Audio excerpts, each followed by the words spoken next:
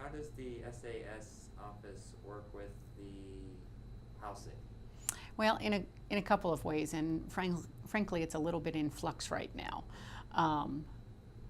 Typically what happens is students in both housing and those who utilize the student union, that I'm also responsible for, if they have an accommodation need of any kind, we're not authorized to accept medical documentation or review requests for accommodations. Depending upon the type of accommodation it is, we either need the medical director of the Student Health Center or the director of Student Accessibility Services to tell us that yes, this accommodation is in order, and if it is within our abilities, we need to be able to provide it.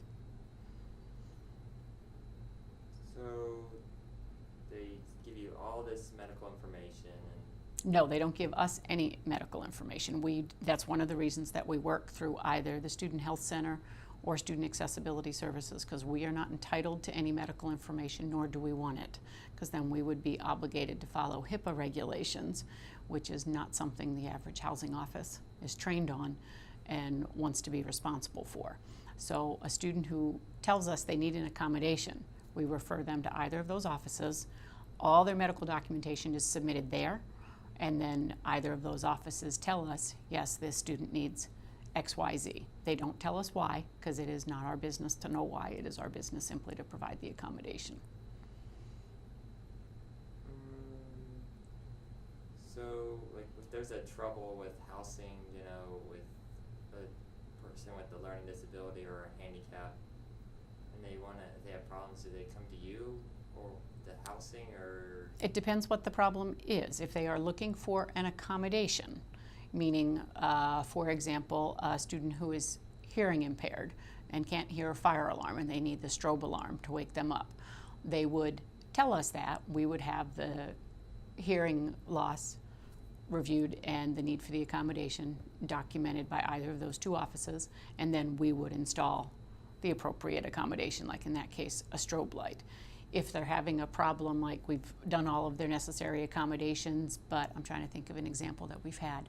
A student in a wheelchair who the automatic closer on his door closed too fast for him to get out.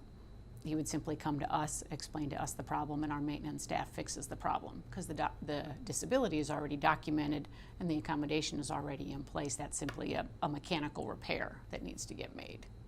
What about the case with the person with a learning disability such as dyslexia, autism, and others?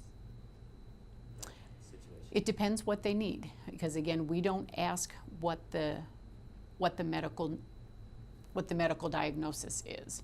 So a student with autism or Asperger's or dyslexia, they would come to our office. There's actually a question on the housing application that says, do you have any special needs? If they check yes, we have an automatic letter that is sent to them that says you need to start with Student Accessibility Services or the Student Health Center to work on your accommodation request, and then they will notify us based on what we need to provide.